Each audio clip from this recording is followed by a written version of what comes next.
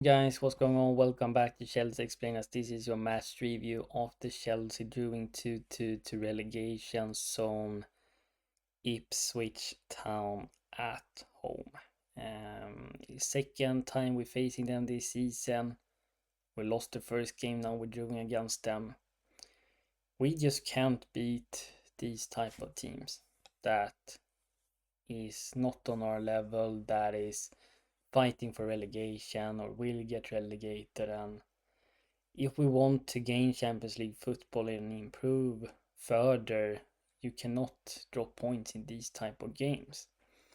So I'm very disappointed, frustrated, and I'm gonna go into talking points whether Champions League football is still reachable, achievable.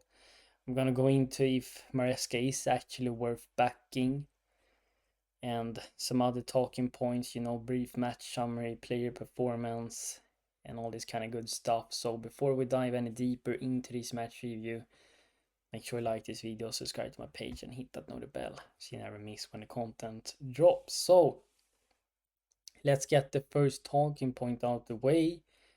And is top 4/5 and our Champions League dreams over now? I think I would say yes. We have 6 games to go.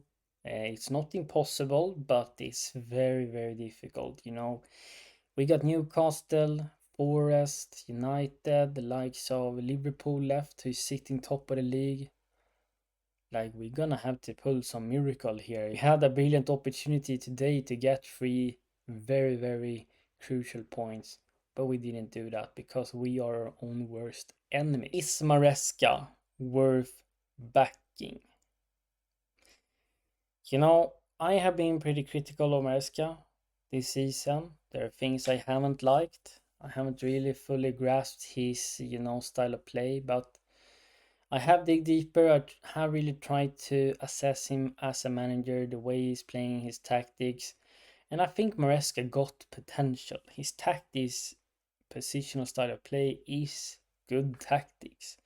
I think if you get it to click in a team, you can heavily dominate opposition and beat low blocks and fight for titles. But the thing is, you need these type of players that can execute positional play, and we currently do not have that in our team. We have like 50-70% of the players that can play this football, but the rest can't. And unless Maresca will actually get back and get players he needs, like every manager does for this style of ideas, then he's not gonna succeed. That's what I firmly believe. So, like, we wanna blame a lot on Maresca. I mean, he's inexperienced. He got a lot of things to learn.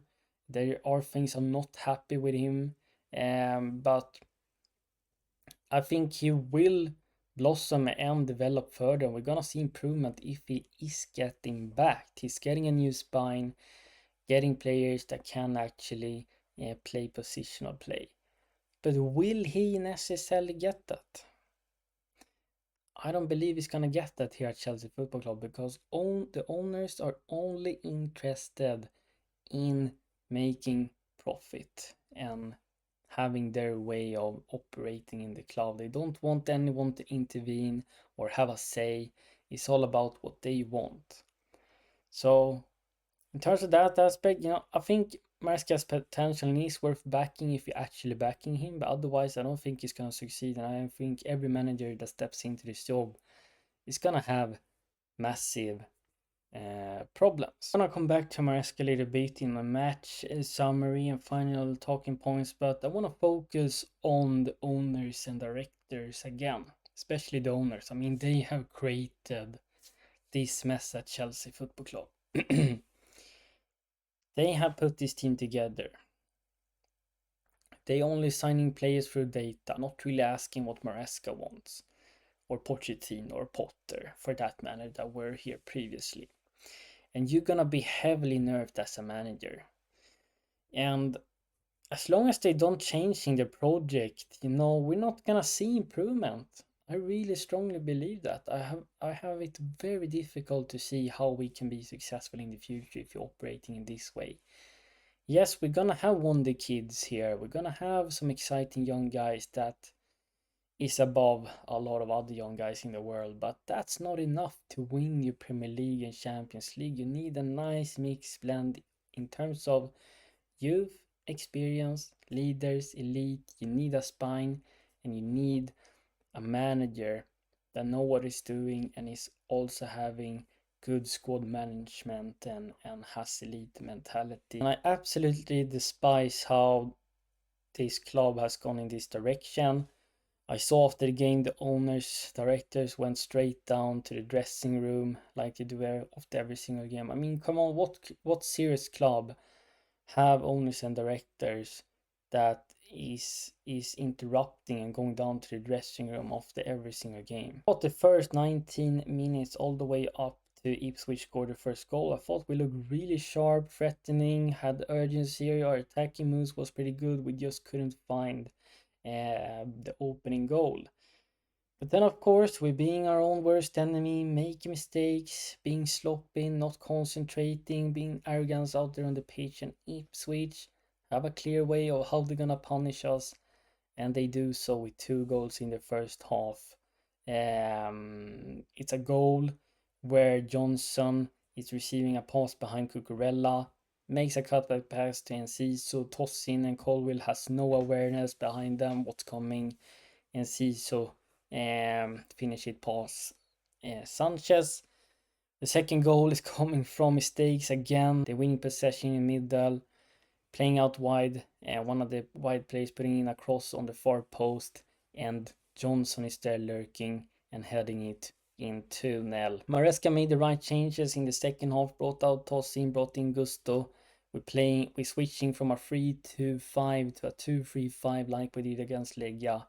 And we put Ipswich under massive pressure in the second half, and I thought we did almost everything we could to complete the comeback. We scored 2 goals, and we forced our own goal from a fantastic Madueke run, taking on the fullback, putting in a loading cross. Cucurella is making a darting run on the near post, and he stresses the Ipswich defender, and he scores a own goal.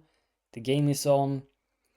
This equalizer comes with 10 minutes left of the game from a set piece variation where Sancho is scoring a screamer right outside the box. We want this more from Sancho. He has this in his locker, but he doesn't have the confidence and belief in himself to do this more often. And we are so close to adding the third goal and completing the comeback. We're having many attempts outside the box, but they are weak. Jackson Palmer hitting the post.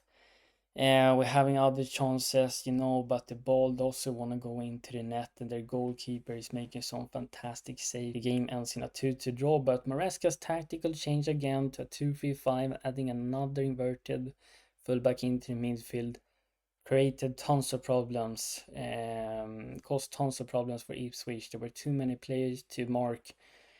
Cucurella making overlapping runs, overloading them on the left flank. He's making even late runs inside the box like a real striker should do. Gusto also adding body into the box, and I really like what Maresca is seeing in the game, and he's making the right changes. It's just that we didn't have the killer instinct in front of goal to bury the chances we created. Lacking players that takes responsibility, and we're definitely lacking a proper number 9, a target man or a poacher inside the box that's gonna be dangerous like a Osimhen, both in the air and in terms of picking the right position to poach goals inside the box. And this is the type of striker I feel Chelsea need. I mean, we're spamming I don't know how many crosses that doesn't lead to anything. There's so many fantastic cutback passes, loading in crosses, but we don't have players taking advantage of them. So the squad building at Chelsea Football Club has been shocking. Nico Jackson is a winger from the beginning, is our main striker. It's not good enough. Nico Jackson got massive qualities, but for me he's not that pure striker and has those striker goal scoring instinct that you need at a top club. Maybe he should be moved to a right wing or left wing position. In terms of player performances, I thought Madueke played well. It was a little weird that he was subbed off and not Neto, because Neto's crossing and shooting was not good today. Sancho came in, played well. I thought Fernandez, Caicedo was good. Palmer was decent. Cucurella thought stepped up in the second half. But yet again, it's the defensive performance mistakes that costing us. How Sanchez is still starting goal, I don't know. I don't even blame him anymore. Just it's the manager that picks him. So we gotta have to pick Jorgensen, who at least have potential and is calm and collected in possession. Should we back Maresca or not? I'm gonna repeat myself again. If we decide to back him, give players in need, and he gets another year to prove himself, I think he's gonna do a great job. I see the potential in his tactics. There are still things to improve upon defensively wise. How we're gonna break down low blocks, create more better clear-cut opportunities. Result speaks. And here at Chelsea, defense will always put pressure. You're gonna have to reach the targets. We have high standards as fans. But at the same time, I can criticize Maresca, the players, but it's ultimately the owners that has created this situation. This is my match review, my talking point. Hope you understand it. Let me know your thoughts, how you feeling in the comments down below, and thank you so much for watching. And Chelsea explains out. Bye.